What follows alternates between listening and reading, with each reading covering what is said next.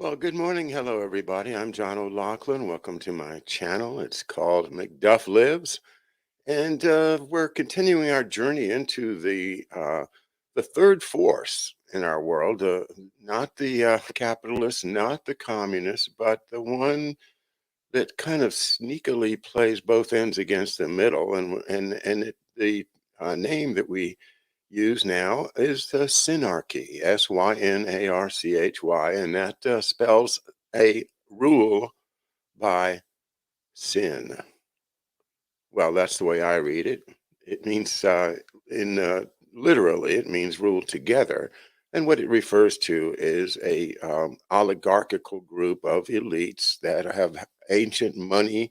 In Synarchy, it's generally from Europe, the old nobility, the old banking families, including, of course, our friends, the Rothschilds, and everybody that has enriched themselves at the expense of the poor in Europe and around Europe and in European colonies and really at this point around the world is participating in something called the Synarchy. And that is simply put an oligarchical pyramid scheme at which certain elite families that place themselves at the top work together, sometimes against each other. And when they have a chance to, they stab each other in the back because that's what has always been done among the noble classes. But nevertheless, the rule obtains from the collective will of the elites.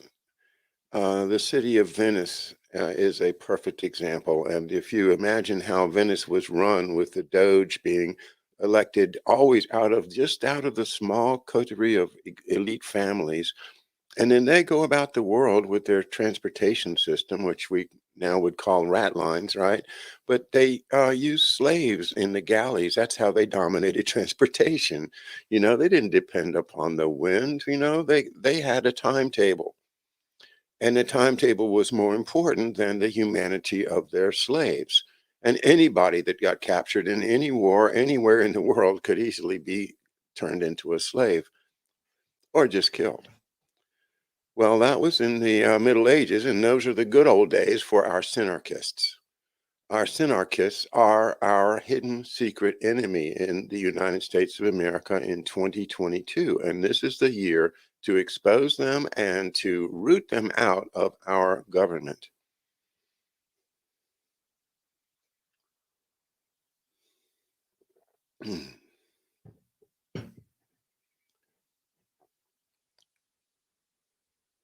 Well, I'm going to start this morning. John F. Kennedy selected the poet Robert Frost to deliver the poem on his inauguration. I have had my times with Robert Frost, and one of the great famous ones I'd like to read for you now. It's called "The Road Not Taken."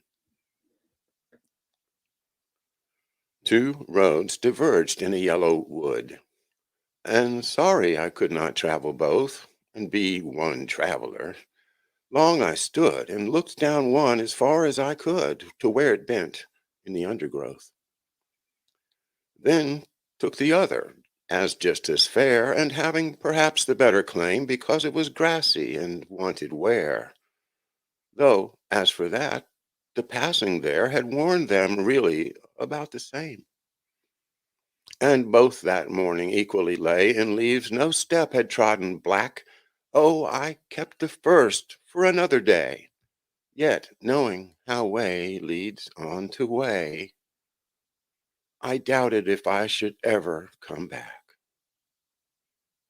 I shall be telling this with a sigh somewhere ages and ages hence. Two roads diverged in a wood, and I took the one less traveled by. And that has made all the difference.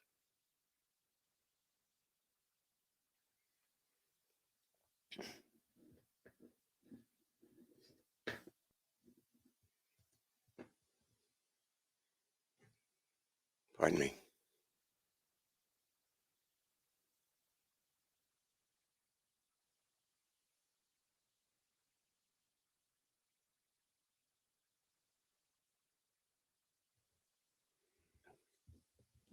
So we start with a book from Loomis. Loomis School in Windsor, Connecticut, now known as Loomis Chaffee School, Windsor, Connecticut, known as an elite school, up there with Groton and Andover and so many of the other ones. Um, it's one of the classic New England prep schools where you get your preparation for bigger things in college. Anyway, as you can see, this is the original 1938 yearbook, and two roads diverged out of this class of 1938.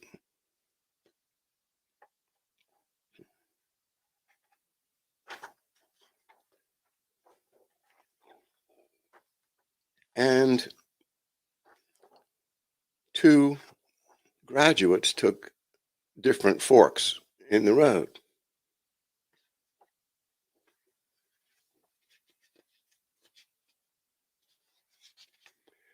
And the first one was this gentleman named George Pratt Schultz, right there. George Pratt Schultz was from 156 Rockwood Place, Englewood, New Jersey. His nicknames were Dutch, Tuffy, and Joe. From 1936 to 1937, he lived at Dr. Bissell's. I want you to just, I want to record this in case nobody ever sees this again.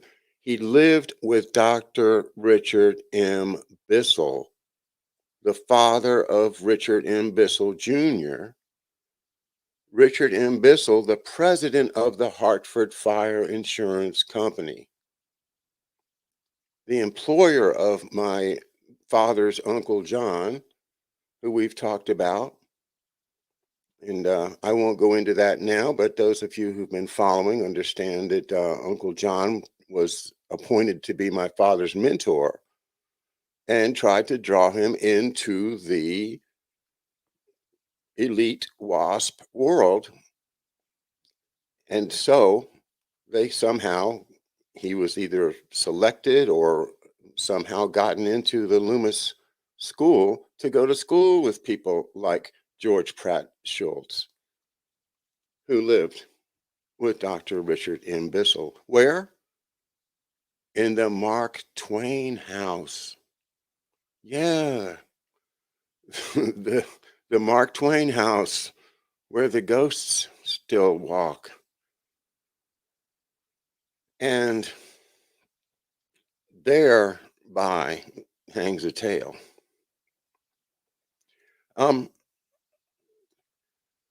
George Pratt Schultz was on the football team, as was the other gentleman of this little drama, who was my father. And he's down here. Sorry, I should have had two cameras set up, but okay. So Thomas Francis O'Loughlin Jr., 540 New Britain Avenue, Hartford, Connecticut. His nicknames were Tom and Oley, Oley. And he was, of course, on many athletics teams, as well as the chess club, the bridge club, the rifle club, the track team. I think he really excelled at track. As a matter of fact, there's a picture of him with throwing a discus. If I could find that for you, I'd show it to you.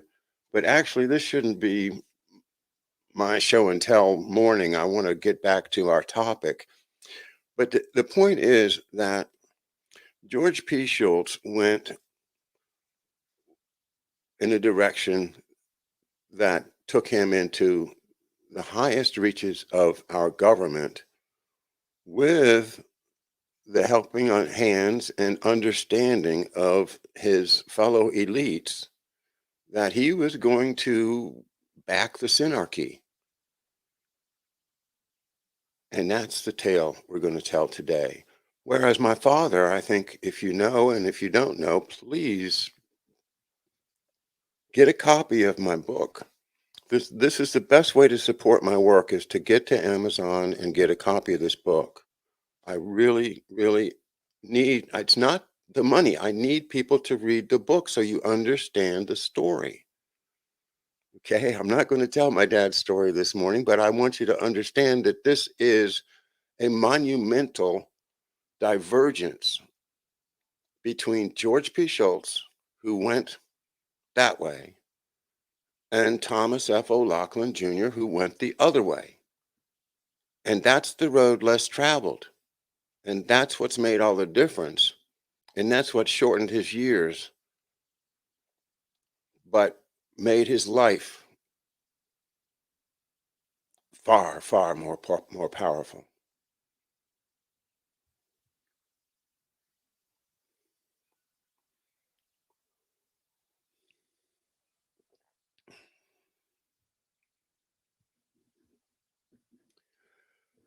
Well, I've been taking advantage of the great work, the absolutely fantastic work uh, at Executive Intelligence Review, EIR, the LaRouche publication.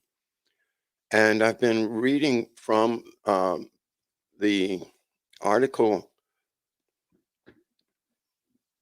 called The Black Prince, describing Junio Valerio Borghese, the head of Decimamas, the special ops anti-submarine warfare that was really not really attached to any nation so much as attached to the black nobility of Italy, the old wealth working together, the oligarchy, in other words, and that oligarchy is the Synarchy.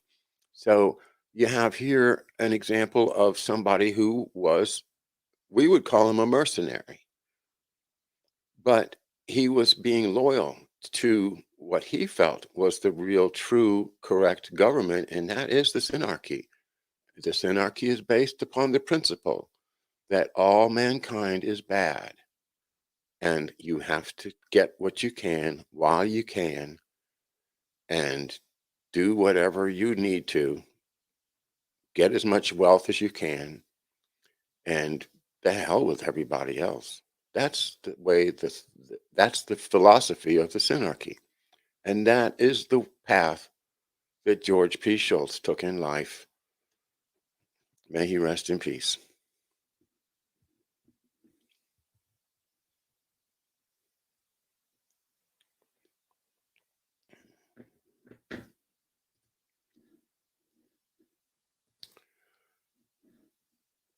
Okay, also on August 4th, 2006, Jeffrey Steinberg, who again is just a terrific source. Anytime you need something inspirational to get you fired up, go to EIR and read something written by Jeffrey Steinberg. Excuse me for gushing, but these guys really, really did some incredible work. And so I don't have to do it. I just get to read it to you.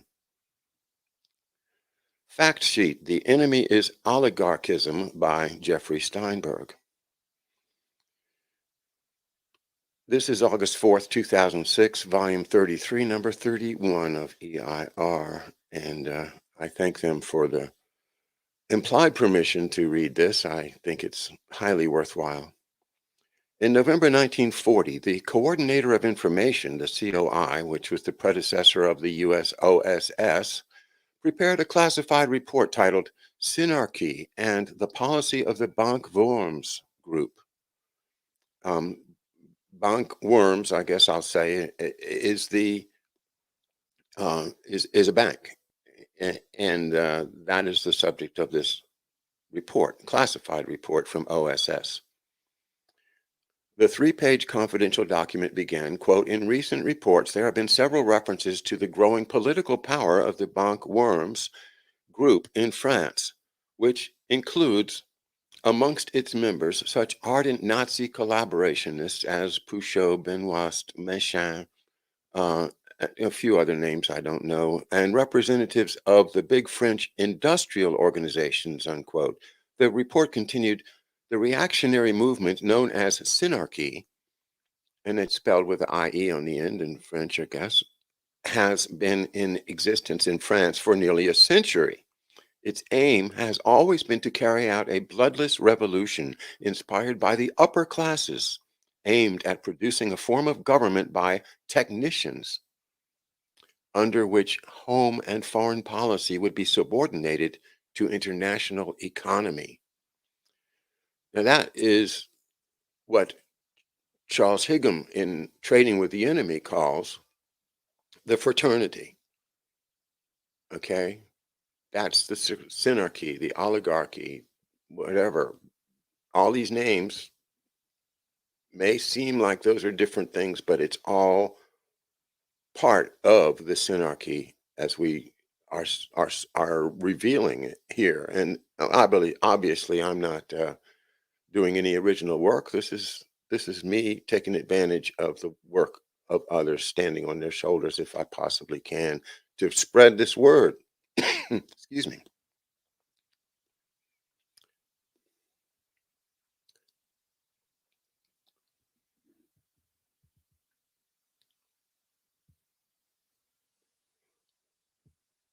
So, yeah, the technocracy, right? What are we looking at now? Digital everything. It's the technocracy. It's them. The aims of the Bankworms group are the same as those of Synarchy, and the leaders of the two groups are, in most cases, identical. That's a report in 1940 by the COI, which is Wild Bill Donovan at that point. The COI report then went on to detail the political agenda of this international synarchy. A, to check the Révolution nationale insofar as its development might entail the creation of a new social order. Parentheses, at that time, France was under the social order of the Nazis following the spring 1940 invasion. B, to check any new social schemes which might tend to weaken the power of the international financiers and industrialists. C, to work for the ultimate complete control of all industry to international finance and industry. D, to protect Jewish and Anglo-Saxon interests. The document went on to note that there is sympathy for the Synarchist scheme among some key Nazi circles in Germany, including both Goering and Dr. Walter Funk, who was Nazi Minister of Economics and President of the Reichsbank, and Nazi Germany's representative on the Bank for International Settlements, the BIS, following Hjalmar Schacht. It is alleged that certain industrial circles in Great Britain are also in sympathy with the movement. Some headway is claimed to have been made in securing the adhesion of big U.S. industry to the movement. Unquote. The document also identified Synarchist plans toward Great Britain, quote, to bring about the fall of the Churchill government by creating the belief in the country that a more energetic government is needed to prosecute the war, and to bring about the formation of a new government, including Lord Beaverbrook and Samuel Hoare and Mr. Horbelisha, and through the medium of Sir Samuel Hoare to bring about an agreement between British industry and the Franco-German bloc and to protect Anglo-Saxon interests on the continent, unquote. The document concluded, in regard to Germany, it is hoped ultimately to eliminate Hitler, Goebbels, and Himmler with his Gestapo from the political scene, thus facilitating the formation of an Anglo-Franco-German economic bloc. Well, this is written in 1940, okay? So things are different now, but at the time, the idea was England, France, and Germany could somehow be melded together under a totalitarian regime. Hitler would be useful to get us there as long as we could get somebody like Lord Beaverbrook to run England. and study Lord Beaverbrook if you're not familiar with who that guy is. But if he were in the prime minister's seat in England, then there wouldn't be a war between England and Germany that would all just fold into the one synarchy. They would rule together from the top down. A revolution inspired by the upper classes.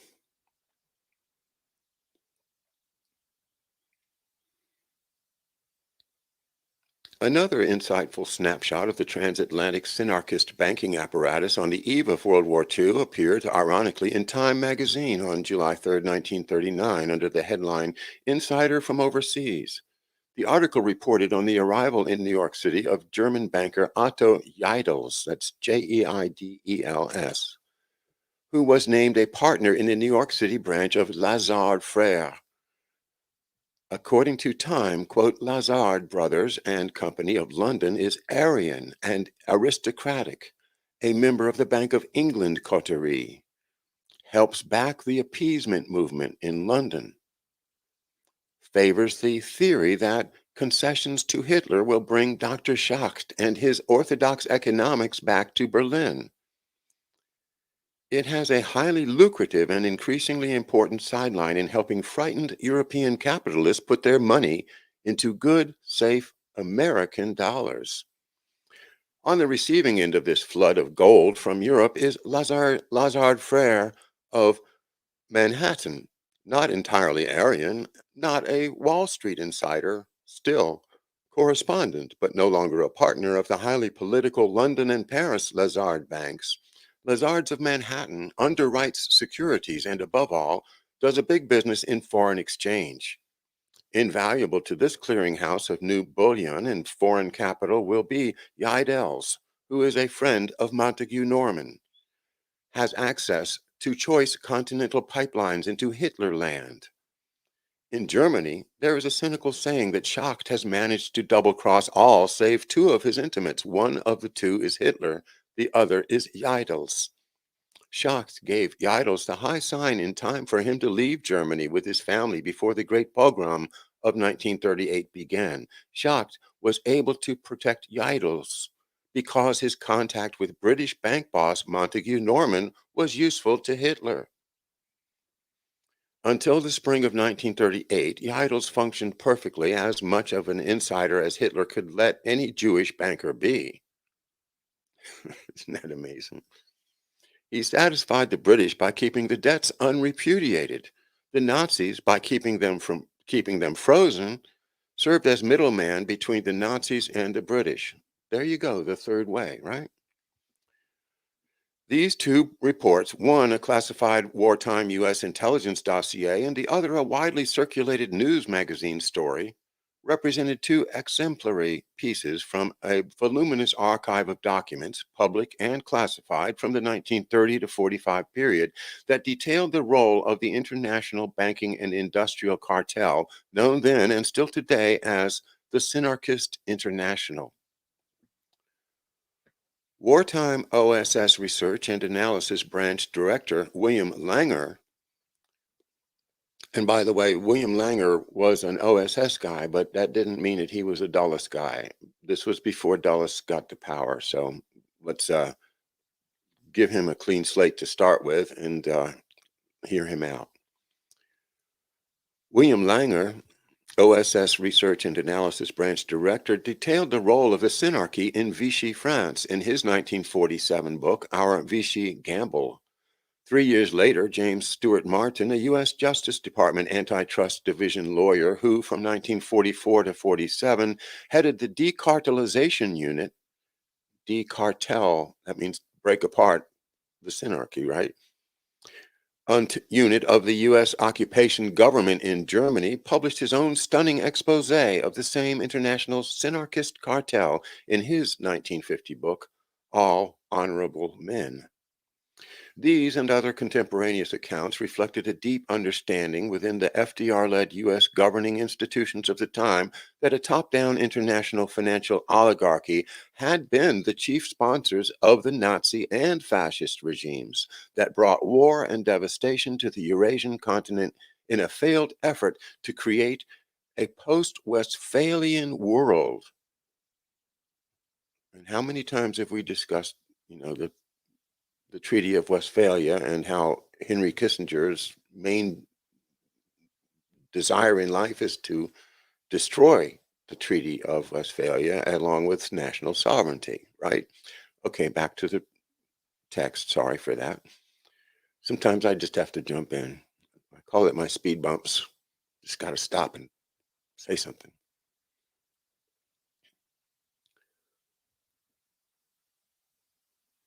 A post-Westphalian world without sovereign nation states, run by an international banker's dictatorship. An international banker's dictatorship.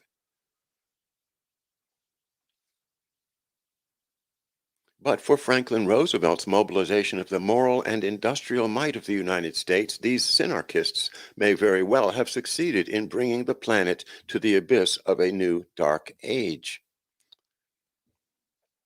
Okay, new paragraph. Then and now. These penetrating wartime intelligence assessments of global synarchy are of the greatest relevance today.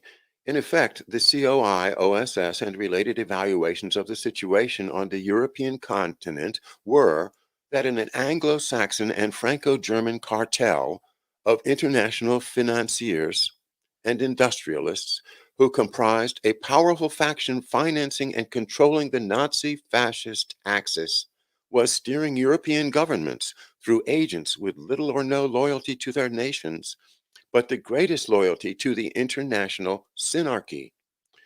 As Langer quoted U.S. Ambassador Nicholas Biddle from London, quote, this group should be regarded not as Frenchmen any more than their corresponding members in Germany should be regarded as Germans, for the interests of both groups are so intermingled as to be indistinguishable. Their whole interest is focused upon furtherance of their industrial and financial stakes, unquote.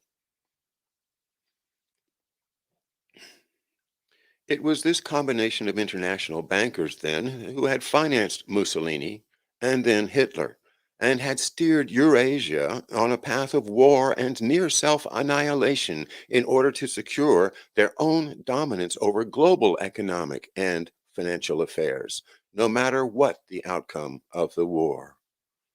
And that, of course, that's right out of Othello, where Iago says now doesn't matter whether he kills Cassio or Cassio kills him, I profit either way.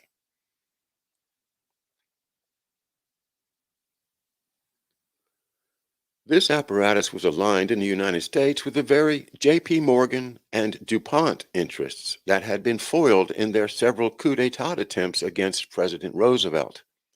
The more extended network of FDR enemies included the Brown Brothers Harriman interests, including Prescott Bush Sr., the grandfather of the current President of the United States. This again written in 2006, right? And the author, if you came in late, was Jeffrey Steinberg, a tremendous historian who I highly recommend you check out his work at EIR and anywhere else you can find it.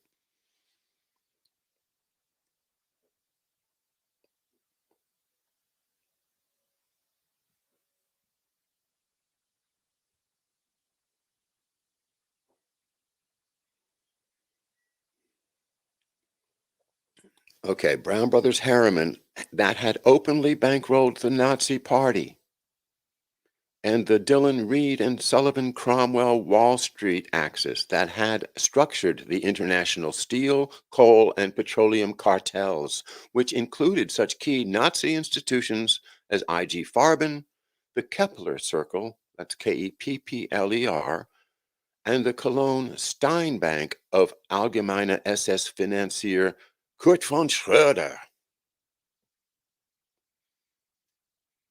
The head of Dillon Reed during the interwar period, William Draper, became chief of the economic division of the post-war U.S. occupation government in Germany and crushed James Stewart Martin's effort promoting Martin's resignation and his writing of All Honorable Men. As Martin discovered, the intention of the Synarchists was to assure the survival and prosperity of their cartel, no matter what the outcome of the war. Upon the death of Franklin Roosevelt in April of 1945, the Synarchist vice grip on the White House was soon, albeit temporarily, established with the swearing in of Harry S. Truman as president and Truman's 1946 embrace of Winston Churchill's Iron Curtain Declaration of War against FDR's wartime ally, the Soviet Union. By 1948, most of the French and German financiers at the heart of the wartime synarchy were freed from jail, acquitted from charges of treason. The Bank Worms group emerged among the principal French financiers and stalwarts of the Congress for Cultural Freedom, the post-war cultural warfare front at the heart of the transatlantic Red Scare. Hjalmar Schacht himself, acquitted at Nuremberg, resumed his role as leading financial wizard. Andre Meyer, the Paris Lazard banker who relocated to Manhattan's Lazard Brothers a year after Yeidel's arrival in New York, perpetuated the London, Paris, New York synarchy and soon designated Felix Rohatyn, and I should say Rohatyn, it's a funny word, Rohatyn. Felix Rohatyn was part of the Vulcans, the people that ran the George W. Bush foreign policy. So here he is back in Europe with Lazard.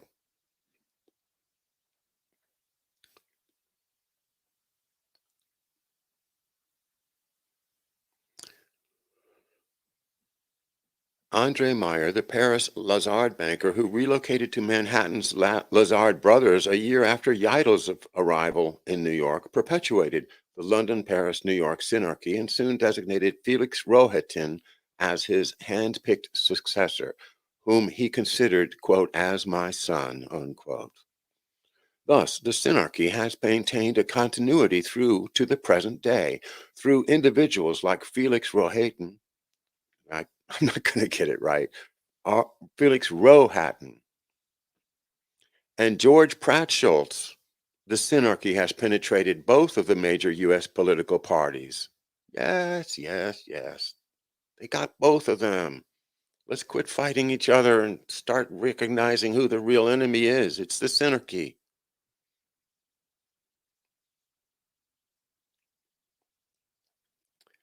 Has penetrated both of the major U.S. political parties and through this penetration has planted Synarchist agents, witting and unwitting, into the pores of the federal government, from the Oval Office to the halls of Congress to the courts and virtually every cabinet agency. The neoconservative movement, with its roots in the philosophical tradition of Leo Strauss, Alexandra Kolyeva, and Carl Schmitt. Carl Schmitt's another name we should study. I'll do a show involving who he was sometime. And is one major spore of the present day Synarchist International, but in some respects the case of George Shultz provides the most clinical profile of the Synarchy in action today.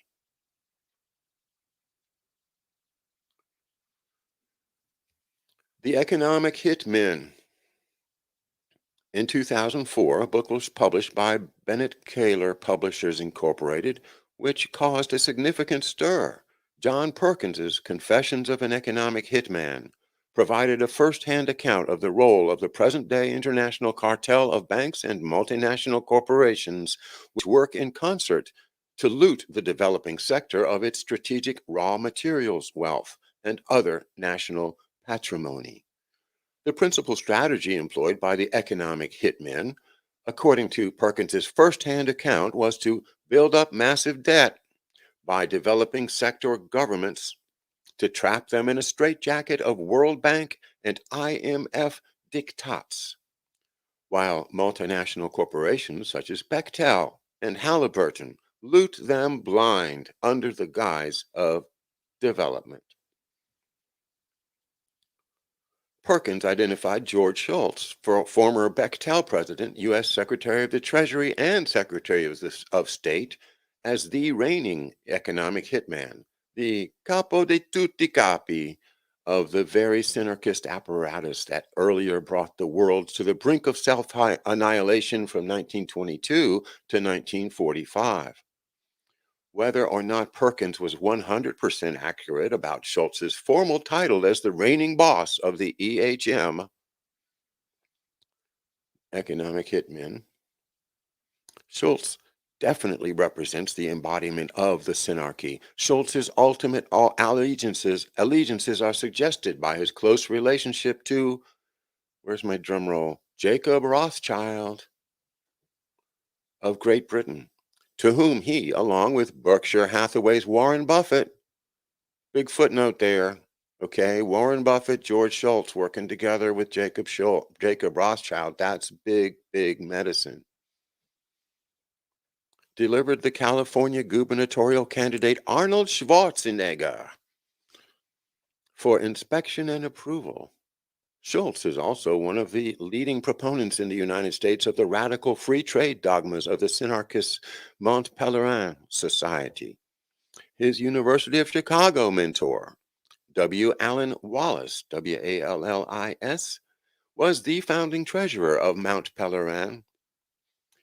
Schultz is still a director of the Bechtel Group, chairman of the J.P. Morgan Chase International Council, a director of the Fremont Group, and Accenture Energy, a company involved in mega mergers and acquisitions in the oil and gas sector, with close ties to Anglo American Corp. Today, Schultz is not only the godfather of the Bush-Cheney administration, having handpicked the Vulcans, the team of initial George W. Bush tutors and executive branch moles responsible for the Iraq War disaster. He, along with R. James Woolsey, revived the Committee of the Present Danger to promote a post-Westphalia world of preventive wars suited to the fulfillment of the Synarchist agenda. In partnership with Felix Rohatyn, Schultz has promoted the privatization of war through the proliferation of private military corporations, which they openly boasted at an October 2004 Middlebury College conference represented a return to the, quote, neo-feudal system, represented by the 18th and 19th century British East India Company. It's all the same thing, folks.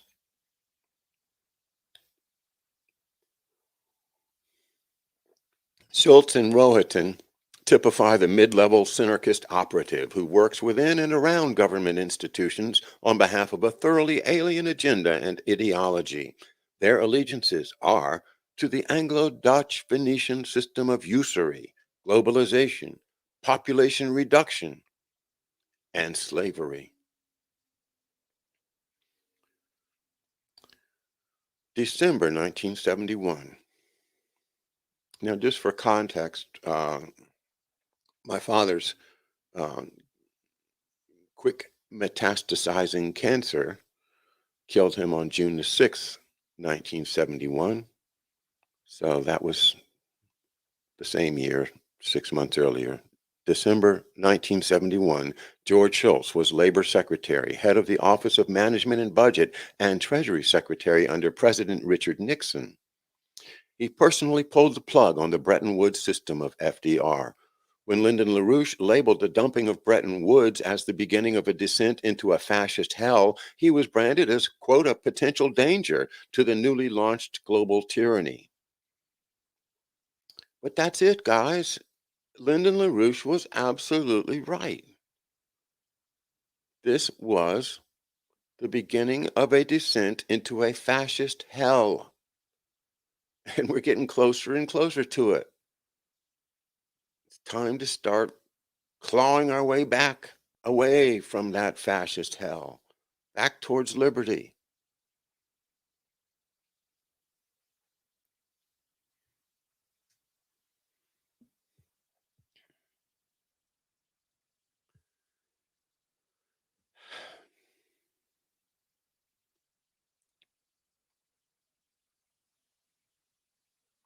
In a December 1971 debate at Queens College in New York City, the last such event in which he would ever be invited to participate, LaRouche induced his opponent, Professor Abba Lerner, to unmask himself as a proponent of Shaktian economics. Confronted by LaRouche with the evidence of the lawful consequences of ending the system of global fixed exchange rates and opening the world's currencies to speculative manipulation, Lerner had blurted out, quote, "If they had listened to Schacht, we wouldn't have needed Hitler," unquote.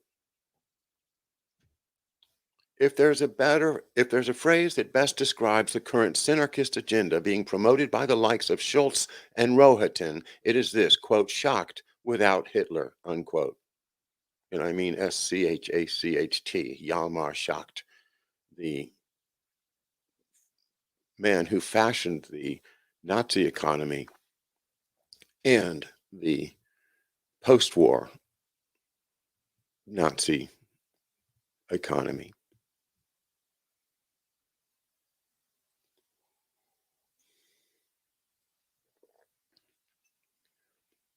And if anyone thinks that this is an improvement on the earlier experience with Nazism and fascism, they are about to experience a rude awakening if Synarchy is not stopped.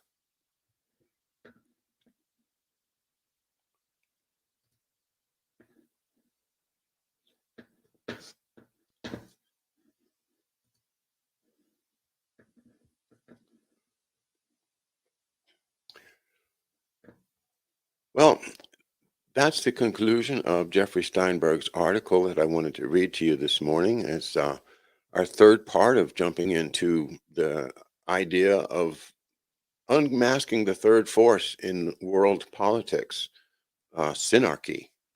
And nobody exemplifies the principles of Synarchy better than George P. Shultz.